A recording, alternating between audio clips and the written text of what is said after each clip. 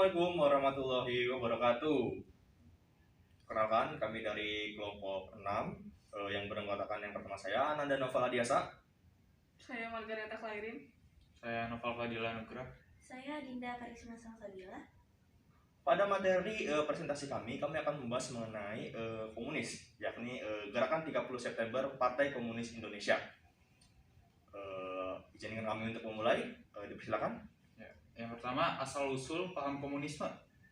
Komunisme adalah sebuah ideologi yang berasal dari buku Manifest der Kommunisten yang ditulis oleh Karl Marx dan Friedrich Engels. Komunisme pada awal kelahirannya merupakan sebuah koreksi terhadap paham kapitalisme pada abad ke-19. Komunisme adalah ideologi yang berkenaan dengan filsafat, politik, sosial, ekonomi yang bertujuan untuk menciptakan masyarakat dengan aturan sosial ekonomi yang berdasarkan kepemilikan bersama alat produksi dan tidak adanya kelas sosial, uang, dan negara. Lalu selanjutnya, asal-usul masuknya paham komunisme di Indonesia. Komunisme masuk ke Indonesia dipelopori oleh Hendrikus Josephus Franciscus Marik Nelevier. Hendrikus merupakan warga Belanda yang datang ke Indonesia pada tahun 1913 bersama dengan Adolf Bas. Hendrikus mendirikan Indische Social Demokratische Vereniging. Lalu awalnya organisasi ini tidak mempropagandakan komunisme, namun lambat laun mengubah diri menjadi berpandangan komunisme.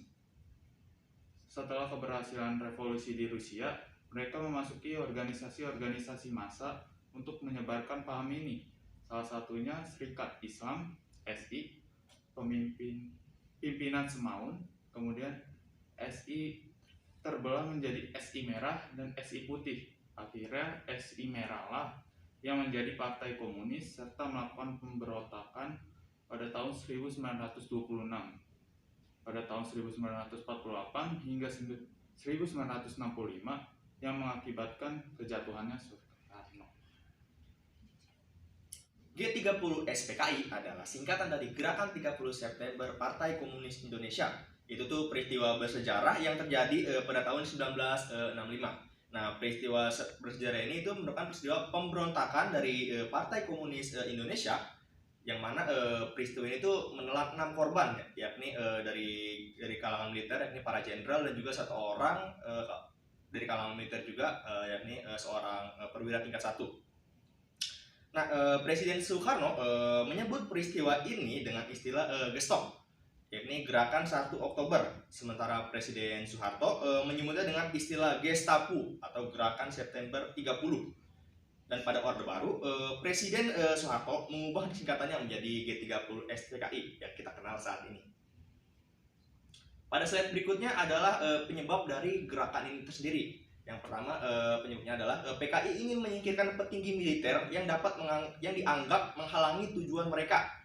Jadi PKI ini punya sebuah tujuan, dan di mana para petinggi militer ini dianggap bahwa mereka itu bakal menjadi halangan untuk PKI dalam melaksanakan tujuan tersebut.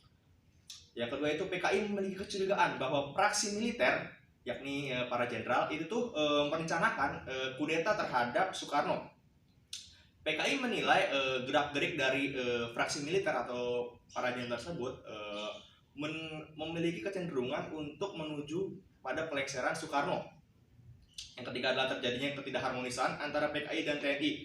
Berdasarkan masalah-masalah di atas itu sudah menumpuk dan juga tambah-tambah dari masalah internal. Di situ terjadilah ketidakharmonisan antara pihak TNI dan juga pihak PKI. Yang keempat itu PKI ingin membentuk pemerintahan Indonesia yang berdasar pada ajaran komunis dari Karl Marx. Jadi PKI ingin mengubah dasar ideologi negara ini yang tadinya Pancasila itu menjadi komunis. Yang berikutnya itu PKI ingin menjadikan Soekarno sebagai presiden seumur hidup.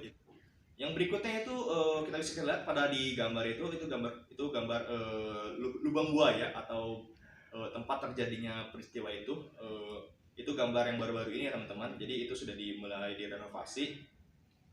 Yang berikutnya itu tokoh yang menjadi korban. Yang pertama itu ada jenderal, yakni Jenderal Ahmad Yani. Yang selanjutnya adalah Mayor Jenderal R. Suprapto, Mayor Jenderal S. Parman, Mayor Jenderal M. T. Haryono, Brigjen M. Panjaitan, Brigjen Sutoyo, dan juga Letnan 1 Pierre A. Tendean. Sedangkan dari tokoh-tokoh yang terlibat atau tokoh-tokoh PKI yang melaksanakan kegiatan tersebut itu yang pertama itu DNID selaku pimpinan mereka, dan juga Letkol Untung Syamsuri. Letkol Untung Syamsuri ini ya eksekutornya teman-teman, jadi dia yang melaksanakan aksi tersebut. Berikutnya ada kronologis, saya serahkan pada Clairin, silakan. Kronologis G30 SPKI peristiwa. Gerakan G30 SPKI dipimpin langsung oleh DNID yang saat itu adalah ketua dari PKI atau Partai Komunis Indonesia. Pada tanggal 1 Oktober 1965 dini hari, Letnan Kolonel Untung yang merupakan anggota dari pasukan pengawal istana atau seringkali disebut Cakrabirawa memimpin pasukan yang dianggap setia atau loyal kepada PKI. Gerakan tersebut mengincar perwira tinggi TNI AD Indonesia. Mereka menangkap 6 orang dari anggota perwira tersebut. Namun 3 orang diantaranya langsung dibunuh di rumahnya, sementara yang lainnya dibawa paksa menuju lubang buaya. Semua jenazah perwira TNI AD ditemukan selang beberapa hari kemudian. 6 jenderal tersebut adalah Letnan Jenderal Anumerta Ahmad Yani, Mayor Jenderal Raden Suprapto, Mayor Jenderal Mas Tirto Darmo Haryono, Mayor Jenderal Siswondo Parman, Brigadir Jenderal Donald Ishak Panjaitan, Brigadir Jenderal Sutoyo Siswo Miharjo, sedangkan Panglima TNI yaitu AH Nasution yang menjadi sasaran utama berhasil kabur dan meloloskan diri. Namun putri dari AH Nasution yang bernama Ade Irma Nasution meninggal dunia karena tertembak. Ia tewas bersama ajudannya yang bernama Lettu Pierre Andreas Tendean yang diculik dan ditembak di lubang buaya. Keenam jenderal yang sudah disebutkan di atas dan juga Lettu Pierre Tendean kini ditetapkan sebagai pahlawan revolusi. Sejak diresmikannya Undang-Undang Nomor 20 Tahun 2009, gelar tersebut sudah diakui sebagai pahlawan nasional. Penumpasan pemberontakan.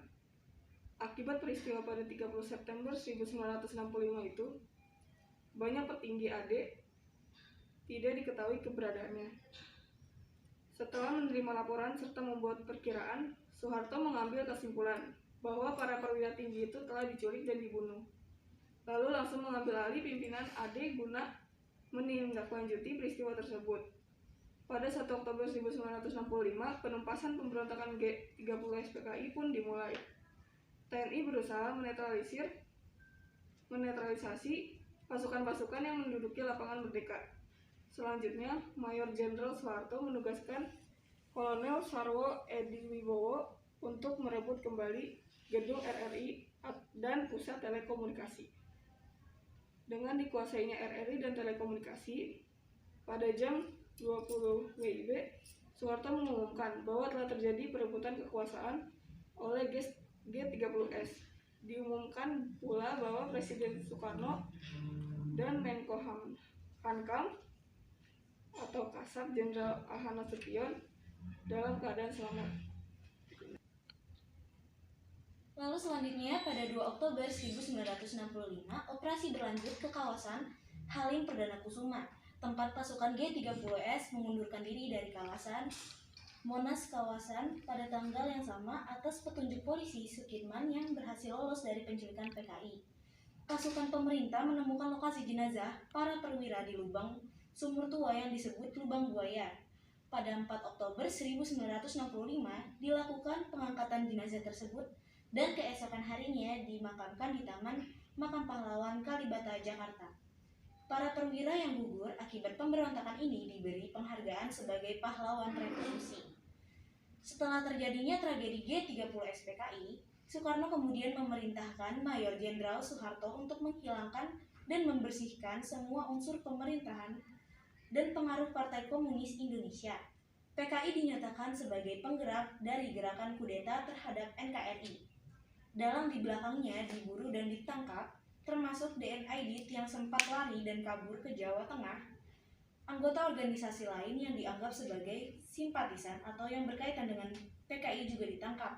Organisasi tersebut antara lain CGMI, Lekra Pemuda Rakyat, Gerakan Wanita Indonesia, Barisan Tani Indonesia, dan lain-lain. Berbagai macam kelompok masyarakat juga ikut menghancurkan markas PKI yang berada di berbagai daerah. Mereka menyerang berbagai lembaga kantor, toko, dan juga universitas yang dianggap berkaitan dengan PKI. Di akhir 1965, diperkirakan ada sekitar 500.000 sampai 1 juta anggota serta pendukung PKI yang diduga menjadi korban pembunuhan. Sementara ratusan ribu lainnya diasingkan di dalam kamp konsentrasi.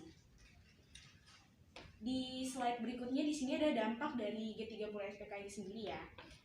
Nah, yang pertama itu Indonesia kehilangan tokoh militer penting yang berakibat pada melemahnya fondasi militer negara. Yang kedua, hilangnya kepercayaan masyarakat terhadap pemerintahan Soekarno. Yang ketiga, tercetusnya Tritura yang menyebabkan terjadinya pergantian kabinet secara berkali-kali guna memenuhi tuntutan Tritura tersebut.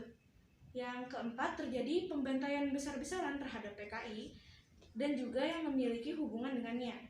Yang kelima, runtuhnya Nasakom dan mundurnya Soekarno yang akhirnya menyebabkan dimulainya era baru yakni Orde Baru. Oke, slide berikutnya adalah kesimpulan dari materi ini. Kesimpulannya adalah PKI berdampak buruk bagi Indonesia karena paham ideologi yang mereka bawa. Hal ini ditambah dengan tujuan buruk mereka yang ingin mengambil alih bangsa ini melalui cara kekerasan atau kudeta. Patut kita syukuri bahwa pemberontakan mereka itu berakhir dengan kegagalan. Kami sekelompok berharap untuk kedepannya agar tidak ada lagi bibit PKI di negara kita tercinta ini. Slide berikutnya adalah referensi yang kami gunakan. Slide berikutnya adalah ucapan terima kasih kami. Kami dari kelompok 6 mengucapkan terima kasih. Apabila ada kekurangannya mohon dimaafkan. Wabillahi taufiq wal hidayah. Wassalamualaikum warahmatullahi wabarakatuh.